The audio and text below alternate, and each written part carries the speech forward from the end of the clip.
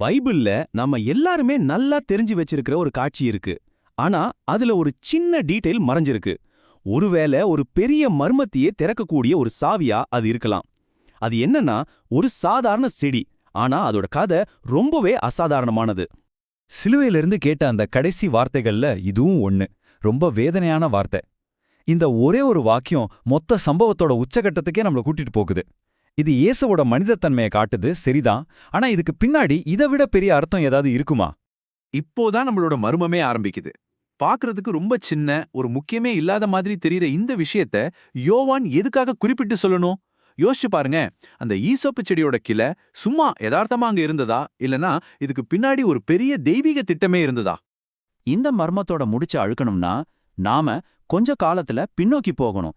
இந்த ஈசோப் செடியை பத்தின சில துப்புகளை சேகரிக்கணும். முதல்ல இந்த ஈசோப்னா அப்படி என்ன?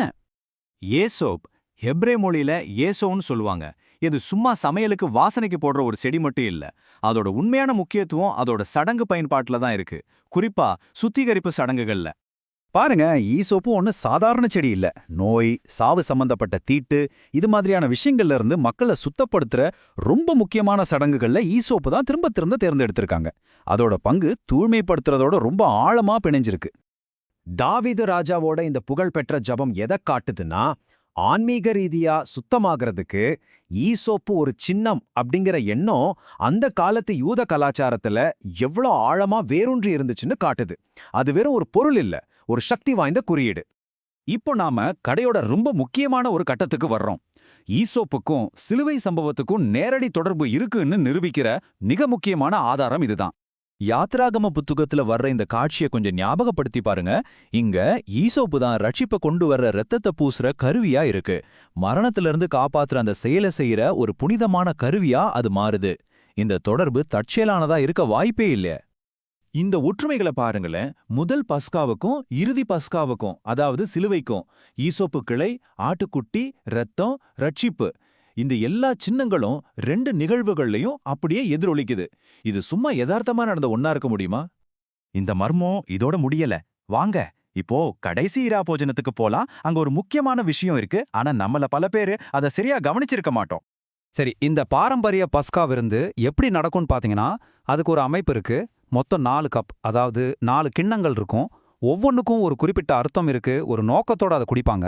இது ரொம்ப பழமையான ஆழமான அர்த்தம் இருக்கிற ஒரு சடங்கு. அதுல கடைசி கப், அந்த 4வது கப் தான் அந்த விருந்தோட முடிவை குறிக்குது. கடைசி இராபோஜனத்துல இயேசு அந்த பழங்கால சடங்குல இருந்து கொஞ்சம் வித்தியாசமா ஒன்னு பண்றாரு. அவர் 3வது கிண்ணத்தை எடுக்கிறாரு, அதை தன் ரத்தமா மாத்துறாரு. ஆனா அதோட நிறுத்தல. அடுத்து அவர் சொல்றதுதான் ரொம்ப முக்கியம். இயேசுவோட இந்த வார்த்தைகளை நல்ல கவனிங்க. பஸ்கா விருந்த முடிக்கிறத அவர் வேணும்னே மறுக்கிறாரு. 4வது கிண்ணம் குடிக்கப்படல. ஒரு வாக்குறுதியோட அந்த விருந்த பாதிலே நிறுத்திடுறாரு. இதுல இருந்து நமக்கு என்ன தெரியுது? இயேசு பஸ்காவை ஆரம்பிச்சாரு, ஆனா முடிக்கல. அந்த சடங்கு ஒரு கேள்விக்குறியோட பாதியிலே நிக்குது. ஏன்? அந்த 4வது கிண்ணத்துக்கு என்னாச்சு?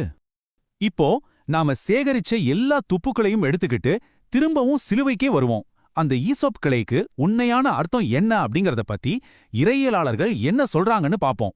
ஈசோப்போட பங்கு பத்தி 2 முக்கியமான விளக்கங்கள் இருக்கு. ஒரு பார்வை என்ன சொல்லுதுன்னா, சிலுவையில கொடுத்த அந்த புளித்த திராட்சை ரசம் தான் பஸ்காவோட 4வது கிண்ணம்னு சொல்லுது.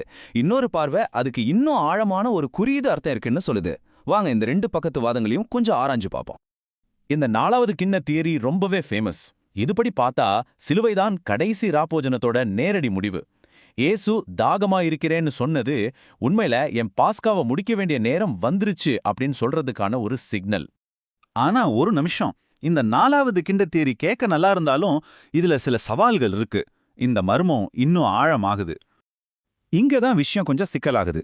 இயேசு சொன்ன வார்த்தைகளோட ஒப்பிட்டு பார்த்தா சில முரண்பாடுகள் தெரியுது. புளித்த திராட்சை ரசம் எப்படி புதிய திராட்சை ரசமா இருக்க முடியும்? அவர் உங்களுடன் சொன்னாரே, ஆனா சீடர்கள் அங்க இல்லையே. அது மட்டும் இல்லாம பைபிள்ல பயன்படுத்தப்பட்ட கிரேக்க வார்த்தைகளும் வேற வேற. இதெல்லாம் யோசிக்க வேண்டிய முக்கியமான கேள்விகள். அப்போ ஒருவேளை அந்த 4வது கிண்ணம் இன்னும் குடிக்கப்படலையா? ஒருவேளை சிலுவை அந்த பஸ்காவோட முடிவில்லாம ஒரு புதிய தொடக்கமா இருக்குமோ? இந்த மாற்று பார்வை கதைய ஒரு புத்தம் புதிய திசையில கொண்டு போகுது. வெளிப்படுத்துதல் புத்தகத்துல சொல்ற இந்த பரலோக விருந்து தான் அந்த 4வது கிண்ணம் கடைசியா குடிக்க போற இடமா இருக்கலாம். இது தற்காலிகமான ஒரு முடிவில்ல, இது ஒரு நித்தியமான நிறைவு. ஆக நாம மறுபடியும் அந்த ஈசோப்பு கிளைகிட்டே வர்றோம். அது பஸ்காவை சிலுவையில முடிச்சு வச்ச ஒரு கருவியா, இல்ல பூமிக்கும் பரலோகத்துக்கும் கடைசி இராப்போஜனத்துக்கும் ஆட்டுக்குட்டியோட திருமண விருந்துக்கும் நடுவுல ஒரு பாலமாது நிக்குதா?